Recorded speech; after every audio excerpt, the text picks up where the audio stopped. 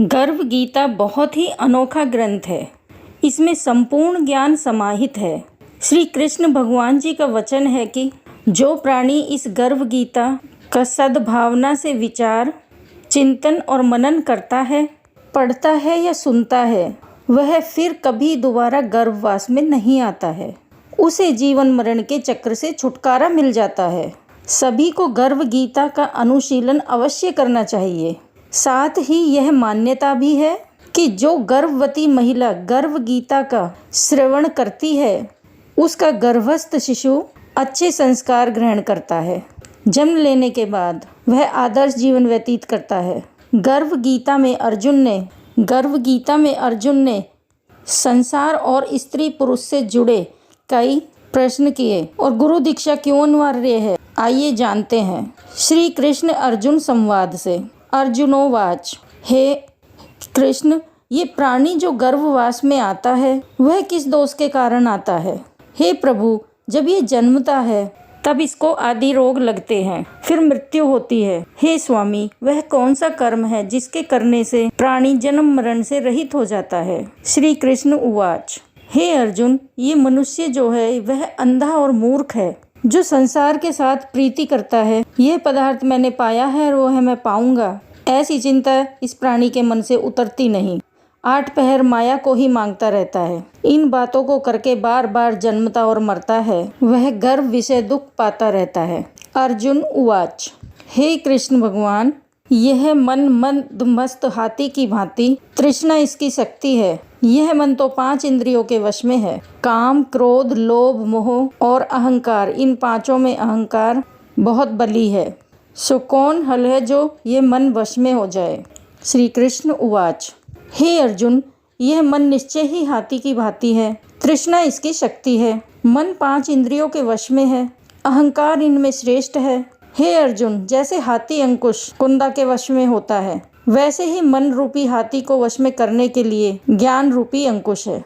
अहंकार करने से ये जीव नरक में पड़ता है। अर्जुन उवाच, हे कृष्ण, हे भगवान, जो ये तुम्हारे नाम के लिए वन खंडों में फिरते हैं, एक बैरागी हुए हैं, एक धर्म करते हैं, इनको कैसे जाने? जो वैष्णव हैं वो कौन है? श्री कृष्ण उवाच, हे अर्जुन, एक वे हैं जो मेरे ही नाम के लिए वनों में फिरते हैं, वे सन्यासी कहलाते हैं। एक वे हैं जो सिर पर जटा बांधते हैं और अंग पर भस्म लगाते हैं। उनमें मैं नहीं हूँ, क्योंकि इनमें अहंकार है। इनको मेरा दर्शन दुर्लभ है।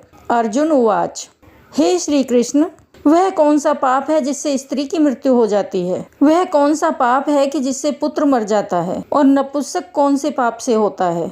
श्री कृष्ण उवाच, हे अर्जुन, जो किसी से कर्ज लेता है और देता नहीं है, इस पाप से उसकी औरत मरती है। और जो किसी की अमानत रखी वस्तु पचा लेता है, उसके पुत्र मर जाते हैं। जो किसी का कार्य किसी के गोचर आए पड़े और जवानी कहे कि मैं तेरा कार्य सबसे पहले कर दूंगा, और समय आने पर उसका कार्य ना करे, इस पाप से नपुंसक होता है। ये बड़े पाप हैं। अर्जुन उवाच, हे कृष्ण, कौन से पाप से मनुष्य सदैव रोगी रहता है?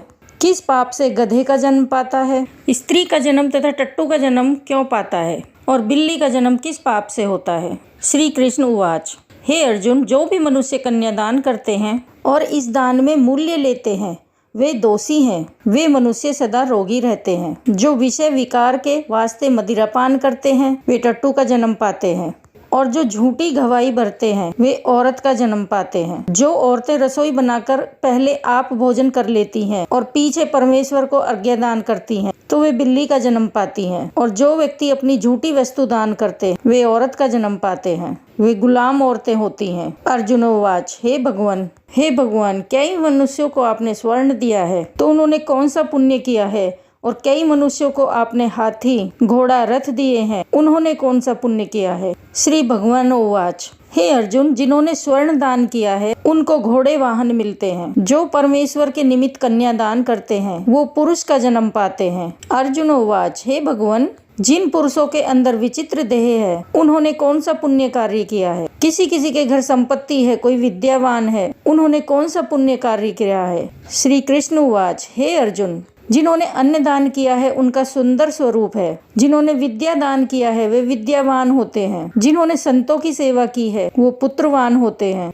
अर्जुन उवाच, हे भगवान, किसी को धन से प्रीति है, कोई स्त्रियों से प्रीति करते हैं, इसका क्या कारण है, समझाकर कहिए। श्री कृष्ण उवाच हे अर्जुन, धन और स्त्री सब नाश रूप है, सिर्फ मेरी भक्ति का नाश नहीं है। अर्जुन उवाच हे भगवान, ये राजपाट किस कार्य के करने से मिलता है? विद्या कौन सा कार्य करने से मिलती है? श्री भगवान उवाच हे अर्जुन, जो काशी में प्राणी निष्काम भक्ति तप करते हुए देह त्यागते हैं वे राजा होते हैं, और जो गुरु की सेवा करते हैं वे विद्यावान होते हैं। अर्जुन उवाच हे भगवान, किसी को धन बिना किसी परिश्रम के अचानक मिलता है, सो उन्होंने कौन सा पुण्य कार्य किया है? श्री कृष्ण उवाच हे अर्जुन, जिन्होंने गुप्त दान किया है उनको धन अचानक मिलता है। जिसने परमेश्वर का कार्य और पराया कार्य संवारा है वे मनुष्य रोग से रहित होते हैं। अर्जुन उवाच हे भगवान, कौन पाप से अम्ली होते हैं और कौन पाप से गूंगे होते हैं और कौन पाप से कुष्ठी होते हैं? श्री भगवान उवाच हे अर्जुन, जो आदमी नीच कुल की स्त्री से गमन करते हैं वो अम्ली होते हैं। जो गुरु से विद्या पढ़कर मुकर जाते हैं वो गूंगे होते हैं। जिन्होंने गौघात किया है वे कुष्ठी होते हैं। अर्जुन उवाच हे भगवान, जिस किसी पुरुष की देह में रक्त का विकार होता है वह किस पाप से होता है? और दरिद्र होते हैं, किसी को खंड वायु होती है, और कोई अंधे होते हैं तो कोई पंगु होते हैं, सो कौन से पाप से रहित होते हैं? और कई स्त्रियां बाल विधवा होती हैं, तो यह किस पाप से होती हैं? श्री कृष्ण उवाच हे अर्जुन, जो सदा क्रोधवान होते हैं उन्हें रक्त विकार होता है। जो अम्लीन रहते हैं वह सदा दरिद्र रहते हैं। जो कुकर्मी ब्राह्मण को दान देते हैं उनको खंडवायु होती है। जो पराई स्त्री को निर्वस्त्र देखते हैं, गुरु की पत्नी को कुदृष्टि से देखते हैं, सो अंधे होते हैं। जिसने गुरु और ब्राह्मण को लात मारी है वो लंगड़ा व पंगु होता है। जो औरत अपने पति को छोड़कर पराये पुरुषों से संग करती है सो वह बाल विधवा होती है। अर्जुन उवाच हे भगवान, तुम परम ब्रह्म हो, तुमको नमस्कार है। पहले मैं आपको संबंधी जानता था, परंतु अब मैं ईश्वर रूप जानता हूँ। हे पर ब्रह्म, गुरु दीक्षा कैसी होती है, सो कृपा करके मुझको कहो। श्री कृष्ण उवाच हे अर्जुन, तुम धन्य हो, तुम्हारे माता पिता भी धन्य हैं, जिनके तुम जैसा पुत्र है। हे अर्जुन, सारे संसार के गुरु जगन्नाथ हैं। विद्या का गुरु काशी, चारों वर्गों का गुरु सन्यासी है। सन्यासी उसको कहते हैं जिसने सबका त्याग करके मेरे विषय में मन लगाया है, सो ब्राह्मण जगत गुरु है। हे अर्जुन, यह बात ध्यान देकर सुनने की है। गुरु कैसा करें? जिसने सब इंद्रियां जीती हो, जिसको सब संसार ईश्वर में नजर आता हो और सब जगत से उदास हो। ऐसा गुरु बनाएं जो परमेश्वर को जानने वाला हो, और उस गुरु की पूजा सब तरह से करें। हे अर्जुन, जो गुरु का भक्त होता है और जो प्राणी गुरु के सम्मुख होकर भजन करता है उनका भजन करना सफल है। जो गुरु से विमुख हो उनको सख्त ग्रास मारने का पाप है। गुरु से विमुख प्राणी दर्शन करने योग्य नहीं होते। जो गृहस्थी संसार में गुरु के बिना है वो चांडाल के समान है। जिस तरह मदिरा के भंडार में जो गंगा जल है वो अपवित्र है, इसी तरह गुरु से विमुख व्यक्ति का भजन सदा अपवित्र होता है। उसके हाथ का भोजन देवता भी नहीं लेते। उसके सब कर्म निष्फल हैं। कुकर, सूकर, गदर, काक, ये सबकी सब योनियां बड़ी खोटी योनियां हैं। इन सब से वह मनुष्य खोटा है जो गुरु नहीं करता। गुरु बिना गति नहीं होती, वह अवश्य नरक को जाएगा। गुरु दीक्षा बिना प्राणी के सब फल निष्फल होते हैं। हे अर्जुन, जैसे चारों वर्णों को मेरी भक्ति करना योग्य है वैसे गुरुधार के बिना भक्ति करना योग्य है। जैसे गंगा गुरुधार के बिना गुरु की भक्ति करना योग्य है, जैसे गंगा नदियों में उत्तम है, सब व्रतों में एकादशी का व्रत श्रेष्ठ है, वैसे ही सब कर्मों में हे अर्जुन गुरु सेवा उत्तम है। गुरु दीक्षा बिना प्राणी योनि पशु पाता है। जो धर्म भी करता है सो पशु योनि में फल भोगता है, वही 84 योनियों में भ्रमण करता रहता है। अर्जुन उवाच हे भगवान, गुरु दीक्षा क्या होती है? श्री भगवान उवाच हे अर्जुन, धन्य जन्म है उसका जिसने यह प्रश्न किया है।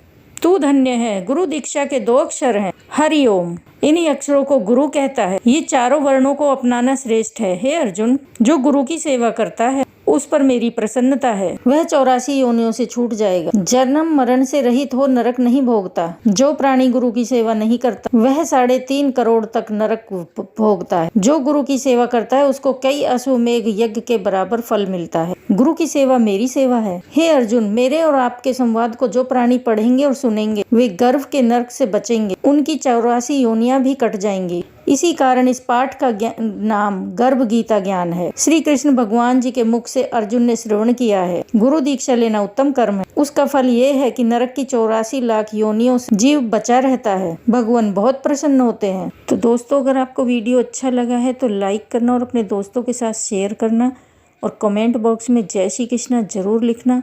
और यदि चैनल पर नए हैं तो चैनल को सब्सक्राइब कर लेना ताकि आने वाली नोटिफिकेशन आप तक जल्द पहुंचती रहे। राधे राधे, जय श्री कृष्णा।